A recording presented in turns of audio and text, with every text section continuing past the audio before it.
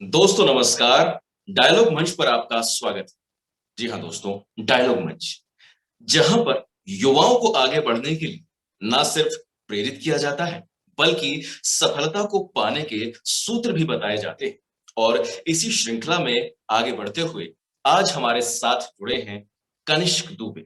जी हाँ दोस्तों, कनिष्क दुबे जिन्होंने बीपीएससी का एग्जाम क्वालिफाई किया है और उन्हें वेलफेयर ऑफिसर का पद मिला है।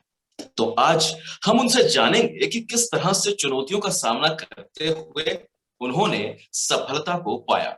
तो आइए उनका स्वागत करते हैं। कनिष्क जी, आपका स्वागत है डायलॉग मंच पर। जी, थैंक यू वेरी मच।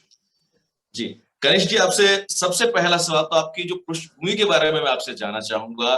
क्या शिक्षा रही और किस तरह से आगे बढ़े? जी, मेरी पूरी शिक्षा जो है वो जमशेदपुर से हुई है। वहाँ जी। मेरा स्कूलिंग 10th तक हुआ है। उसके बाद फिर मैं अलग-अलग जगह कुछ हेल्प के लिए, कोचिंग के लिए गया हूँ।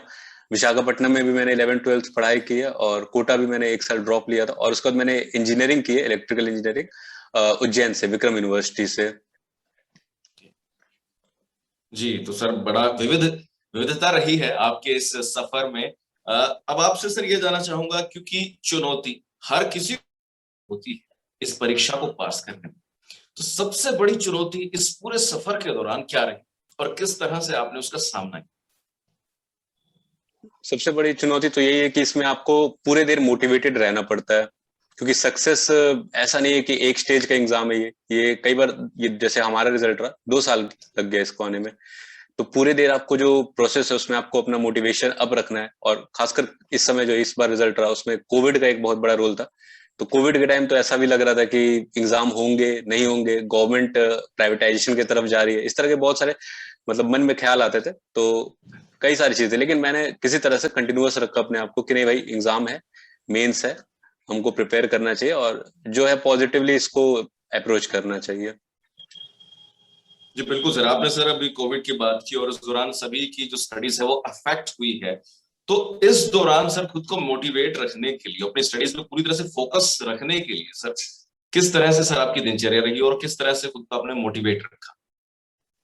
जी, कि मैंने एक फिक्स टाइम शेड्यूल बनाया था कि मुझे टारगेट बेस्ड स्टडी करनी है। जैसे हमारे पेपर्स होते हैं, उसमें 3 पेपर होते हैं, GS1, GS2 और ऑप्शनल। तो इन तीनों में कुछ सेक्शंस होते हैं। मैंने उन सेक्शंस के नोट्स बनाने स्टार्ट किए और मेरा टारगेट ये नहीं रहता था कि मैं 5-6 घंटे पढ़ लूँ या 8 घंटे पढ़ लूँ, क्योंकि कई बार ऐसा होता था कि हमको पता ही नहीं रहता था हम खा भी पाएंगे कि नहीं, क्योंकि हर जगह ग्रोसरी बंद हो गई थी। कहीं से अगर ग्रोसरी लेने जाना पड़ता था, ग्रोसरी के लिए कई बार तो बहुत दूर भी निकलना पड़ता, तो इसलिए हमारा टारगेट ये नहीं रहता था कि घंटे के हिसाब से। हमारा टारगेट रहता था कि वो टारगेट अगर 2 दिन में भी अचीव हो पा रहा है जो भी है, तो वो भी काफी है। तो उस तरह से हमने टारगेट बेस्ड स्टडी पे फोकस किया और इस तरह से आगे बढ़े हम।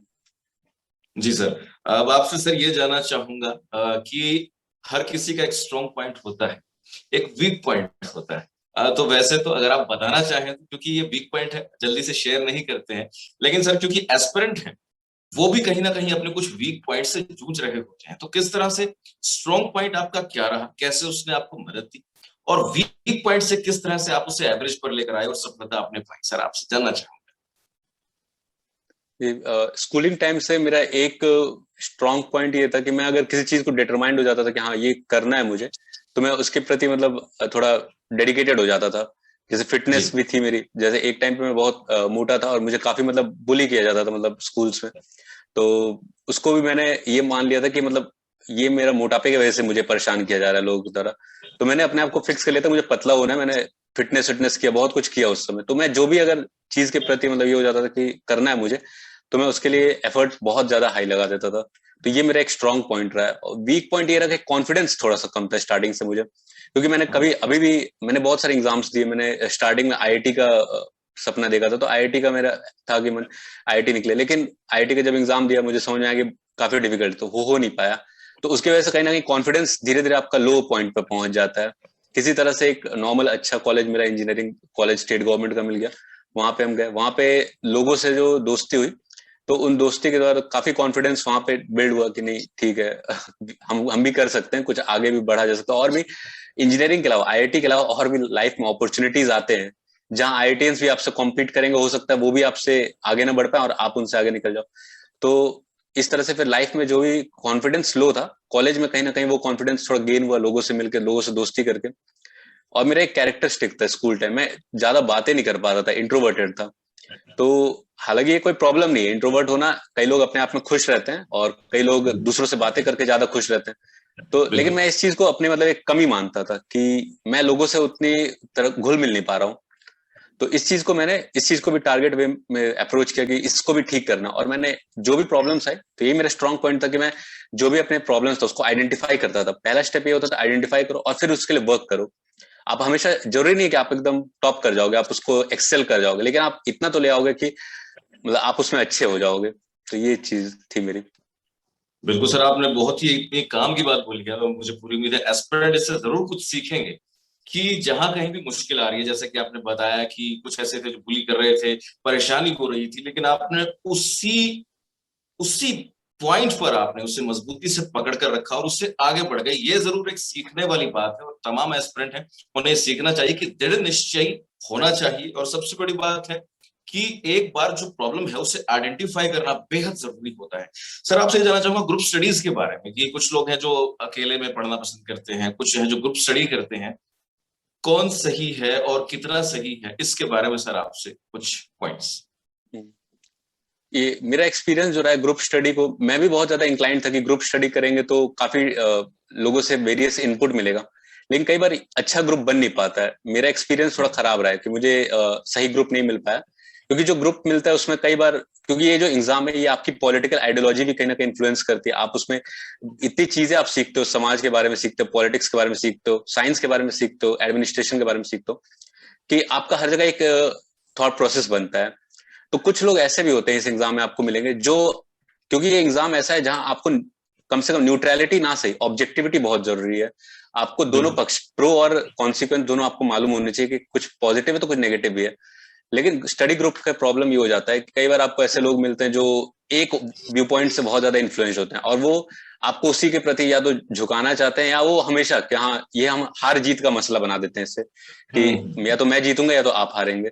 तो वहां पे ये बहुत ज्यादा एक प्रॉब्लमेटिक सीन हो जाता है। तो वहां पे अगर आपको एक अच्छा ग्रुप मिल सकता है, जैसे मेरे एक ही दोस्त है, एक ही ग्रुप है जिससे मैं बात कर पाता हूँ फ्रीली, और कई बार वो मुझे मोटिवेट करता है, कई बार मैं उससे मोटिवेट करता हूँ, और हम दोनों ही एग्जाम को अच्छे तरीके से पॉजिटिव वे से अप्रोच करते हैं। तो ग्रुप आपका छोटा हो कोई नो प्रॉब्लम, ग्रुप बड़ा हो कि आपको वैल्यू इनपुट जरूरी नहीं है कि मिले, लेकिन आप ग्रुप अपना क्वालिटी वाला रखिए, क्वांटिटी मत इंप्रूव कीजिए उसमें। बिल्कुल सर, आपने एक बहुत ही बड़ी बात कही, और किसी ने भी कहा था कि जब दो दोस्त एक दूसरे की हौसला अफजाई करते हैं वो इतिहास रचते हैं, और आपने भी कुछ ऐसा ही कर दिखाया सर।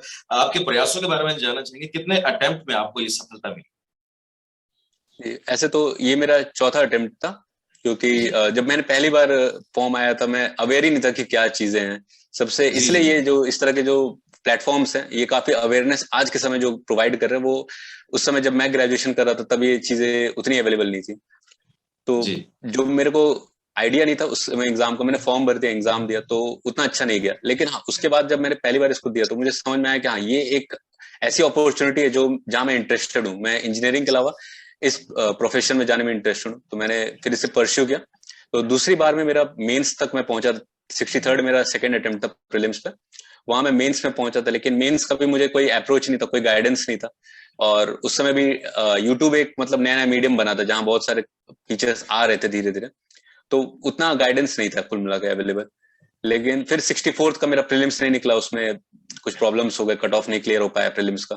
फिर 65th का जब आया तब मैंने थोड़ा बहुत अटेम्प्ट अच्छा किया, उसमें इंप्रूव किया, कुछ प्रॉब्लम्स थे उनको आइडेंटिफाई करके ओवरकम किया, और फिर मेंस में मैंने कोरोना के टाइम पे बहुत एफर्ट लगाया कि इस बार अच्छा होना चाहिए। जी। जी सर, अब जैसे जो और भी एस्पिरेंट जिनका भी फर्स्ट अटेम्प्ट में नहीं हुआ है, सेकंड में भी नहीं हुआ है, तो जब इतने अटेम्प्ट हो जाते हैं तो उस दौरान खुद को मोटिवेट आपने सर किस तरह से रखा। देखिए मोटिवेशन ये है कि आपको अगर कोई चीज करनी है, जैसे अगर आपका ऑब्जेक्टिव ये है ना कि आपको कहीं पहुंचना है, तो आपको जब वहां पहुंचना है तो आपने स्टार्ट तो कर दिया। आप ऐसा तो नहीं है कि आप फर्स्ट स्टेप पे आप कहीं गिर रहे हैं, कहीं ना कहीं आपको अपना देखना पड़ेगा कि आपका प्रोग्रेस कैसा है। अगर आप बिल्कुल ही नहीं कर पा रहे हो तो it's wise that you choose another profession और अनदर लाइन। लेकिन अगर आप बहुत अच्छा कर पा रहे हैं, आप 1-2 नंबर से चूक रहे हैं और आप प्रोग्रेस कर पा रहे हैं, इंपॉर्टेंट ये है कि आप प्रोग्रेस कर पा रहे हैं। तो ये बिल्कुल। प्रोग्रेस में मुझे दिखता था हमेशा अपना कि मैं 1-2 नंबर से कहीं कहीं मेंस में ये प्रॉब्लम हो गया। जब मुझे ये आइडेंटिफाई हो गया कि मैं प्रोग्रेस कर पा रहा हूँ और मुझे मेरी जो प्रॉब्लम्स हैं बहुत छोटी हैं, उनको मैं इंप्रूव कर सकता हूँ, तो जो भी एस्पिरेंट है, बहुत अटेम्प्ट लग रहे हैं, कोई प्रॉब्लम नहीं है। आप आज मेरा निकल गया है, कल मेरा नहीं निकला था, तो इस ये इंटरचेंजेबल है ये प्लेस, अगली बार आपका निकल जाएगा। तो बेटर ये कि आप प्रोग्रेस देखो अपना, कि आप प्रोग्रेस कर पा रहे हो। अगर आप स्टैटिक, आप ग्रो नहीं कर पा रहे हो, तब आप सोचो कि आपको कुछ और करना है, कि इसी में करना है, तब वो सिचुएशन हो। लेकिन अगर आप प्रोग्रेस कर पा रहे हो तो I think it is self motivating in itself.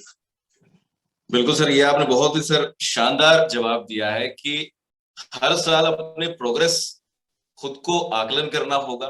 तमाम एस्पिरेंट भी ये जान ले, समझ लें कि ये नहीं है कि अटेम्प्ट क्लियर नहीं हुआ, बट ये जरूर देखें कि कितना आप प्रोग्रेस कर पाए हैं। खुद का फीडबैक खुद से ही लीजिए, कितना प्रोग्रेस हुई है, कितना खुद को आगे डेवलप कर पाए हैं उस परीक्षा के लिए। और अगर आप डेवलप कर पा रहे हैं, प्रोग्रेस हो रही है, तो भी आगे अपने सफर को जारी रखना होगा। सर, अब मैं आ जाऊंगा परीक्षा पर, जैसे कि प्रीलिम्स, मेंस और इंटरव्यू। तो सर, प्रीलिम्स की तैयारी किस तरह से की, सोर्सेस क्या रहे? जैसे कि मेरा थोड़ा सफर लंबा रह गया, क्योंकि पहली बार मैंने जब प्रीलिम्स दिया तो मैंने आधे अधूरे नॉलेज से दिया था। उसके बाद जी। फिर मुझे समझ में आया कि प्रीलिम्स को टैकल करने के लिए थोड़ा स्ट्रेटजी बनानी पड़ेगी। तो उस समय यूपीएससी का मैंने थोड़ा, यूपीएससी के प्रति मेरा इंटरेस्ट था, तो यूपीएससी का जो अप्रोच था मैंने उसको फॉलो किया। और बाद में मुझे समझ में आया, जैसे यूपीएससी का अप्रोच है कि आपको बेसिक बुक्स पढ़नी पड़ेंगी, जैसे एनसीईआरटीज हो गई। अब इसका मतलब ये नहीं है कि आप पूरे 6 to 12 एनसीईआरटी जरूरी से पढ़ो, लेकिन आप जो इंपॉर्टेंट एनसीईआरटीज है, जैसे ज्योग्राफी के लिए 11-12 की एनसीईआरटी इंपॉर्टेंट है, पॉलिटी के लिए भी 11-12 की एनसीईआरटी इंपॉर्टेंट है, इकोनॉमिक्स के लिए 11-12 की एनसीईआरटी इंपॉर्टेंट है, उन एनसीईआरटीज को, और हिस्ट्री के लिए भी जो पुरानी एनसीईआरटीज है 11-12 की, वो इंपॉर्टेंट हो जाती है, 9-10 की भी। तो उन एनसीईआरटी को आप कर सकते हो, करो, नहीं तो उसके अलावा भी आजकल बहुत सारे बुक्स आ गए हैं। जैसे बिपिन चंद्र की एक बुक है, स्पेक्ट्रम बुक है हिस्ट्री के लिए, रमेश सिंह है इकोनॉमिक्स के लिए। इन सब बुक्स को अगर आप पढ़ पा रहे हो, उससे आप अपने शॉर्ट नोट्स बना पा रहे हो, तो इट इज गुड। ये आपका एक बेसिक बना देंगे। इसके अलावा जो मुझे धीरे धीरे इतने सारे अटेम्प्ट देने के बाद समझ में आया कि दो अप्रोच हो सकता है, या तो आप नोट्स बना लो अपने छोटे छोटे, या तो आप लूसेंट यूज करो। लूसेंट अपने आप में नोट्स है। अब एक अप्रोच होता है, कई लोग लूसेंट को मतलब एक तरह से फाइनल बुक मान लेते हैं, इसको फर्स्ट एंड फाइनल बुक होता है उनका। तो उसमें प्रॉब्लम ये होती है, कई लोग मोटिवेशन लूज कर जाते हैं, क्योंकि उसमें बहुत ज्यादा फैक्चुअल नॉलेज दिया है। और बेसिक बुक्स पढ़ने का ये फायदा होगा कि आपको पूरी स्टोरी मालूम है, आपको पूरा मैप मालूम है। लेकिन लूसेंट क्या करता है, आपको आइटम्स देता है, और उन मैप पे आप उस चीजों को डाल सकते हो। तो अब फाइनली क्या होगा कि लूसेंट जैसे बुक्स पढ़ने से, या घटना चक्र आखिरी में लगा लेने से, आपको सब मालूम है, लेकिन आपका रिवीजन होगा और आपको क्वेश्चन किस तरह से आते हैं ये समझ में आएगा। तो प्रीलिम्स के लिए तो यही अप्रोच अच्छा है कि बेसिक बुक्स अवॉइड मत करो, आप पढ़ सकते हो, जरूर पढ़ो, क्योंकि बेसिक बुक्स बहुत जरूरी है। बेसिक बुक्स में एम लक्ष्मीकांत है, रमेश सिंह, जैसे कि मैं बता चुका हूँ, संजीव वर्मा सर की इकोनॉमिक्स की बुक मुझे ज्यादा पसंद आई। इसके अलावा न्यूज़पेपर को जरूर फॉलो करो। न्यूज़पेपर फॉलो करने से ज्यादातर ये होता है कि आपको करंट की चीजें मालूम रहती हैं, उसके थ्रू आप फिर जब बुक्स को ध्यान देते हो कि बुक्स में क्या आया था। जैसे अभी इलेक्शन कमीशन ने 2 पार्टीज का सिंबल डिसाइड किया, तो आप इलेक्शन कमीशन पढ़ लो, आप इलेक्शन कमीशन बैकग्राउंड पढ़ लो। तो इस तरह से जो चीजें हैं, आपको इन सबको मिला के आपको प्रीलिम्स तैयार करना पड़ेगा। और जब 2-3 महीने बचते हैं, तब आप लूसेंट को पूरी तरह से यूज करना चालू कर दो। तो ये ज्यादा सही अप्रोच है। जी सर, आपने बहुत ही अच्छी जानकारी दी है। और प्रीलिम्स तो मुझे ऐसा लगता है जो भी इन्हें इन स्टेप्स को फॉलो कर लेगा उसका हो ही जाएगा।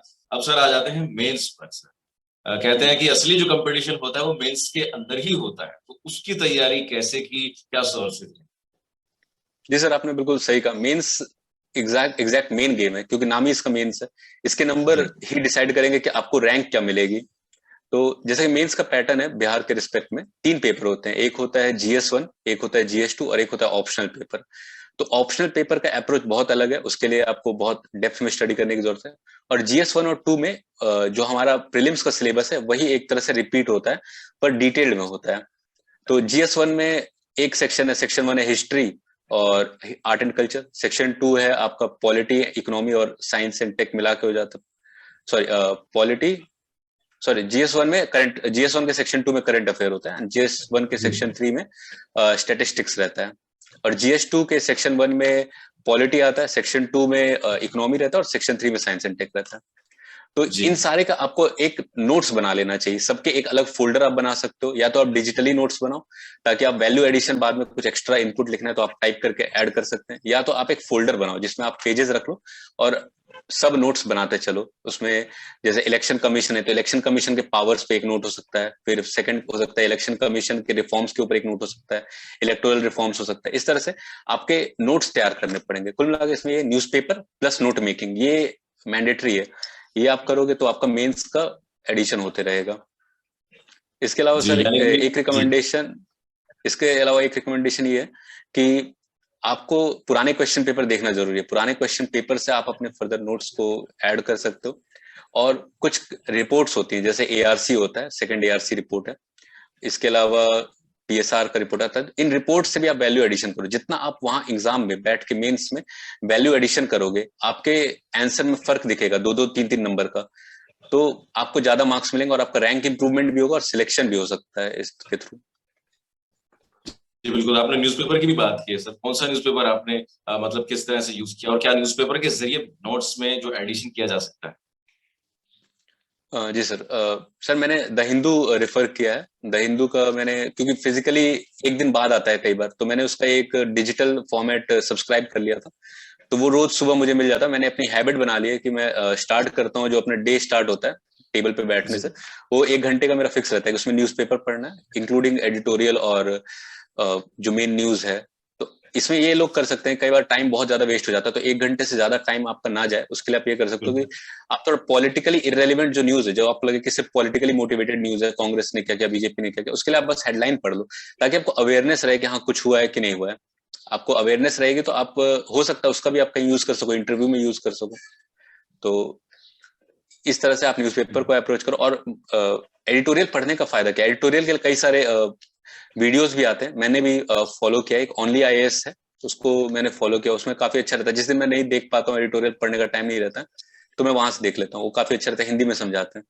लेकिन एडिटोरियल जब आप खुद पढ़ते हो तो उसका फायदा ये होता है कि आप लैंग्वेज पकड़ते हो। उस लैंग्वेज को, एक डेकोरेटिव बिल्कुल। लैंग्वेज होता है, उस लैंग्वेज को जब आप एग्जाम में लिखते हो तो कहीं ना कहीं उसका एक इम्पैक्ट पड़ता है कि उसके आपको नंबर इनहेंस करने का बहुत मौका मिलता है। कॉन्स्टिट्यूशनल वर्ड्स का आप रेगुलर यूसेज करना सीख जाते हो। मोरालिटी, ये सब जो भी चीजें होती हैं, आप वहां पे जो वर्ड्स यूज करते हो उसका एग्जामिनर पे एक फर्क पड़ेगा और आपके नंबर ऐसे धीरे धीरे इंप्रूव होते रहते हैं। जी। लेखन की बात की जाए क्या है सर, जो प्रैक्टिस होती है लिखने की, कहा जाता है उसका भी एक अहम रोल होता है, तो वो प्रैक्टिस किस तरह से रही सर? इसमें एक कंपोनेंट तो ये है कि कई लोग हैंड राइटिंग पे बहुत जोर देते हैं कि आपकी हैंड राइटिंग बहुत सुंदर होनी चाहिए। तो इस चीज का जी। मैं ये कहना चाहूंगा कि मेरी हैंड राइटिंग बचपन से बहुत ज्यादा मतलब बुरी थी। मैंने इसको क्या किया, कम बुरा बुरा कर दिया। मैंने इसको लेजिबल बना दिया। लेजिबल यानी पढ़ने योग्य बना दिया, कि अगर हम्म। एग्जामिनर देखे तो हाँ पढ़ सकता है। इसके अलावा अगर किसी की हैंड राइटिंग खराब है तो उसको ये करना चाहिए पॉइंट्स में लिखे। दूसरा, लिखने से ज्यादा फोकस ये करना चाहिए, क्योंकि लिखना, देखो कोई कितना भी अच्छा आप लिखेंगे, एग्जामिनर पढ़ने के मूड में 1-2 कॉपी के बाद खत्म हो जाता है उसका मन। तो आपका काम बनता है कि आप हाईलाइट करें, चीजों को अंडरलाइन करें। आप स्कीमेटिक डायग्राम बना सकते हैं, आप फ्लो चार्ट्स बना सकते हैं, जिससे एग्जामिनर इंटरेस्टेड होगा, अच्छा हाँ ये आंसर समझ सकता है, उसको आप एफर्ट कम कर रहे हो। तो आपकी हैंडराइटिंग भले बुरी है, लेकिन आप जब इन सब चीजों से कंपेंसेट करते हो तो एग्जामिनर को हेल्प मिलता है कि उसका आंसर पढ़ने में कम एफर्ट लगता है और वो आपकी बातें समझ जाता है। और आपको जहां जहां आपने, जैसे अगर आपने इकोनॉमिक सर्वे का यूज किया तो वहां आपने अंडरलाइन कर दिया, हाँ मैंने इकोनॉमिक सर्वे 2019-20 का ये डेटा है, तो वो समझ जाएगा कि आपने कहीं से डेटा लिया है, आपका डेटा ठीक है, उसको अगर याद होगा तो वहां से आपके 2-3 नंबर ऐसे बढ़ते जाएंगे। तो लेखन शैली में प्रैक्टिस का भी एक बहुत बड़ा रोल है। पहला हो गया कि हैंडराइटिंग पे ज्यादा जोर ना दें, आप इस तरह से इंप्रूवमेंट करें, वैल्यू एडिशन करें सोर्सेज से, इकोनॉमिक सर्वे से, एआरसी से। इसके अलावा आप रेगुलर प्रैक्टिस, अगर आप एग्जैक्ट क्वेश्चंस, पुराने क्वेश्चंस का करें, अच्छी बात है। पहले तो पुराने क्वेश्चंस को लगाएं, पुराने क्वेश्चन जो आ चुके हैं उससे आपको समझ में आ जाएगा। उसके अलावा आप जो नोट्स बनाते हैं डेली, अपने नोट्स को भी आप आंसर राइटिंग फॉर्मेट में रखें कि आपका कोई क्वेश्चन आता है तो आप क्या करेंगे। तो इस तरह से आंसर राइटिंग प्रैक्टिस जरूरी है, लेकिन डेली बहुत ज्यादा जरूरी नहीं है। डेली एक आपका बेसिक अंडरस्टैंडिंग बन जाए, आपको चीजें समझ में आ रही हो, अगर आपको पता है कि फंडामेंटल राइट्स क्या है, तब आप जाके फंडामेंटल राइट्स के ऊपर क्वेश्चन आए तो आप लिखें तो ज्यादा अच्छा रहेगा। तो एक अंडरस्टैंडिंग के बाद आप आंसर राइटिंग करें, डेली ना करें लेकिन रेगुलरली करें, तो इससे इंप्रूवमेंट होगा। जी, आपने सर ये बहुत ही एक कमाल का पॉइंट बताया है कि अगर वो जो बुरा है उसे कम बुरा कर दिया जाए, तो ये एक ऐसा पॉइंट है जिसे यदि एस्पिरेंट समझ लें तो उनके लिए कारगर साबित हो सकता है। अब मैं आ जाता हूँ इंटरव्यू। तो साक्षात्कार को सर किस तरह से फेस किया और कैसा अनुभव रहा? ये मेरा पहला साक्षात्कार था, तो मैंने बहुत ज्यादा थोड़ा नर्वस तो था कि डू एंड डाई वाला सिचुएशन था कि कहीं ऐसा ना हो जाए, निकल मतलब वापस से फेज 1 पे आ जाए, प्रीलिम्स निकालना जी पड़े।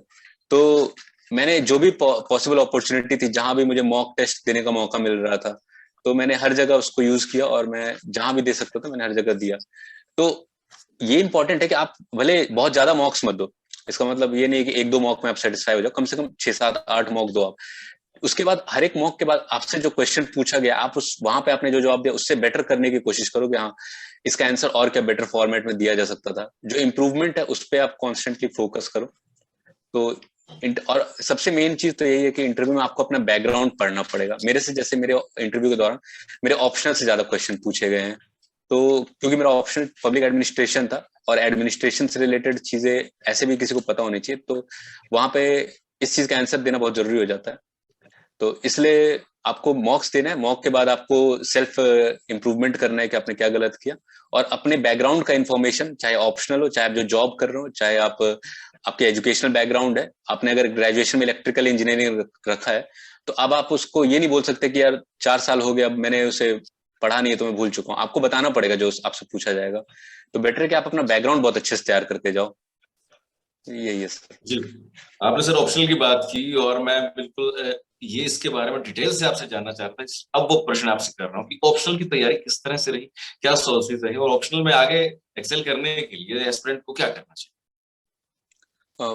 मैंने ऑप्शनल की तैयारी तो पहले दिल्ली में ही एक कोचिंग कर रहा था, तो वहां पे जी गौतम पांडे सर एक हैं, उनसे मैंने ऑप्शनल की तैयारी की थी। उन्होंने मुझे पढ़ाया था, उनके नोट्स बहुत अच्छे थे कुल मिला के।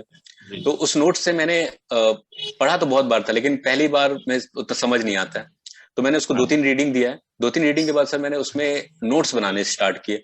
और मेरे नोट्स किसी भी ऑप्शनल के लिए, लेकिन खासकर पब्लिक एडमिनिस्ट्रेशन के लिए, मेरे हिसाब से आपके नोट्स इतने रिफाइन होने चाहिए कि आप उनको एक दिन में पूरा पूरा आपका सिलेबस गो थ्रू कर सको। तो मेरे नोट्स बहुत बहुत ज्यादा कॉन्साइज मैंने बना के रखे हुए हैं, बहुत ज्यादा। एक एक पेज में हो सकता है एक एक चैप्टर मैंने एक एक थिंकर्स को मतलब हाफ पेज में सबमिट किया, उनके इंपॉर्टेंट पॉइंट्स, इंपॉर्टेंट लाइंस को यूज किया। तो यही है सर। पब्लिक एडमिनिस्ट्रेशन का सर मैं थिंकर्स के बारे में या फिर उसकी स्ट्रेटजी भी बताऊं क्या, आप ये चाहते हैं? जी बिल्कुल बिल्कुल, आपसे जानना चाहेंगे कि जैसे कहा जाता है कि ऑप्शनल के बारे में अगर कुछ ज्यादा स्कोरिंग है तो कुछ कम स्कोरिंग है, क्या ऐसा भी कुछ होता है? डेफिनेटली ये होता है, क्योंकि ये दिख रहा है धीरे धीरे। पिछली बार मैथ्स का अच्छा, बहुत ज्यादा बोलबाला था। जी मैथ्स जी और जी फिजिक्स का कई बार रहता, हिस्ट्री और ज्योग्राफी सदाबहार है इसके लिए, हाँ बीपीएससी के जी लिए। तो ये देखा जा रहा है, यूपीएससी में ये चीज बहुत कम है, बहुत ज्यादा कम है ये चीज। वहां पे हाँ हाँ ऐसा होता है कि नंबर कम मिलते हैं, लेकिन मोटा मोटी ठीक नंबर भी मिल जाते हैं कई बार। लेकिन बीपीएससी में कुछ ऑप्शनल सही में बहुत ज्यादा फेवरेट है। तो वहां जी आप ये कर सकते हो कि आप ऑप्शनल अगर आपने पहले चुन लिया है, आप चेंज नहीं करना चाहते हो, तो आप वैल्यू एडिशन करो। जैसे मैंने पब्लिक एडमिनिस्ट्रेशन में सबसे पहले तो जो नॉर्मल आंसर लिखने के अलावा क्या किया था कि मैंने थिंकर्स को, जो पेपर 1 में थिंकर्स आते हैं और पेपर 2 में पॉलिटी से रिलेटेड चीजें रहती हैं, उन दोनों को लिंक करने की कोशिश की। न्यूज़पेपर को भी थोड़ा बहुत रेफरेंस करने की कोशिश की कि न्यूज़पेपर को जहां भी जो भी आंसर आ रहा है न्यूज़पेपर से थोड़ा करंट से रेलिवेंट से जोड़ सकूं।